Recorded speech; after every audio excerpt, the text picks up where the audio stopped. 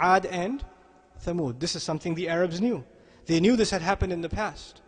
And now Utbah sitting there just realized he has been issued a direct threat from Allah Himself. From the words of the messenger that have been given to him by Allah Himself. He was overpowered. He comes back and says, whatever this man has to say, I suggest you take it seriously, or it's going to become sayakunu naba'an azima, he says. It's soon going to become a huge event. They say to him, Saharak, he did magic on you too. He cast his spells on you too. He said, say what you will, it's not magic, but I'm not talking to him anymore. He gave up on the Messenger ﷺ. I shared this with you for one reason. To illustrate a tragedy.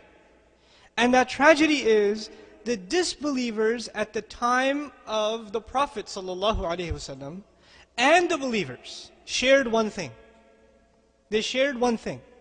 They were both overpowered by what? The Quran.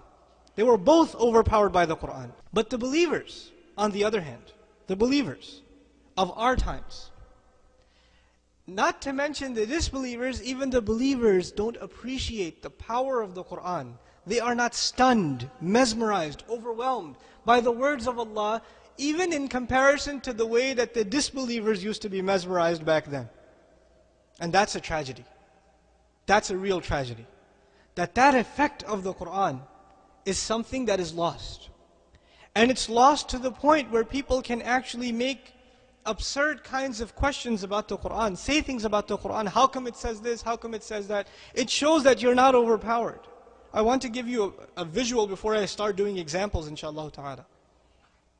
You see, if you and I were fortunate enough to live in the time of Musa alayhi salam, and we were standing next to him when Allah commanded him to strike the staff and the water started parting, would you ever question Musa alayhi salam again? Would you ever doubt? Would you ever have any wavering in your faith? I don't think so. That's a pretty heavy-duty experience to go through, to watch that happen and for you to escape from the very clutches of death by Allah's miraculous intervention. Our belief as Muslims, as believers in the message of Muhammad sallallahu alaihi wasallam, is that Allah gave him the final, the lasting, and the most powerful of all miracles, which is what? The Quran. As a result, if we were to appreciate this Quran as a miracle, right now most of us, we appreciate it as a religious text, as a book of guidance, as a book of knowledge. We appreciate those things. But if we add it to our appreciation, its taste as a miracle of Allah, as profound words that are supposed to change lives, just by their impact, their power, then we would have an entirely different sensation of Iman. The Iman before this and the Iman after this is two different things. You see, when the Sahaba heard Quran, they heard two things at the same time. They heard a reminder, advice, guidance, all of that. At the same time, they also experienced a miracle from Allah. When we hear Quran today, at the most, what do we hear? We hear the reminder. What's missing? The miracle. The other side. I want you to visualize that you lived, I don't know, thousands of years ago in some society. And when you lived in that society, you had a neighbor. And your neighbor knocked on your door one day and he says to you, an angel came to my house. He told me that I'm the messenger of God and that I'm supposed to deliver this message to all of mankind. I've already delivered it to my family and they've rejected me. And since you're my neighbor, the right of the neighbor is that I tell you, and by the way, I'm a messenger of God and everything I say isn't actually my own words, they're words of who? Of God, of the divine, let's say Allah subhanahu wa ta'ala. Okay, they're words of Allah. And following me actually doesn't mean that you're following me, it means you're obeying Allah. There are two problems with this statement. The neighbor who opens the door and listens to all of this says, wait, so first of all, you're asking me to believe that an angel talked to you? That God speaks to you? You're my neighbor that I've known for 20 years? And this is hard enough to believe, but on top of that, you want me to change everything about my life based on every word you say? Two things that are very hard to do. One, to believe that, especially when your own family says you're what? You're crazy. Your own family says you're crazy and you want me to believe you. And not only should I believe what you're saying, I should follow you in everything that you do. And the more I follow you, the more people not just call you crazy, who else are they going to call crazy? They're going to call me crazy. I'll think about it, thanks. And close the door. And I'm giving this to you because the messengers of Islam, the messengers of Allah that were sent to different nations, we know that they gave da'wah to their people, but it's not like our da'wah. We have it easy. We're in the millions. We're in the millions. It's easy. When you're the only one who believes something in an entire city, you know what you are? You're crazy. What did the people call the messengers? Have you ever read? What did they call them? Insane.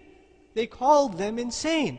You say, oh, those evil people, they call them crazy, they call them insane. How could they do that? Put yourself in their shoes. How easy is it to accept if no one around you believes? If no one around you, everybody around you is a skeptic. No one believes. This is a very, very difficult thing to believe. It's not easy.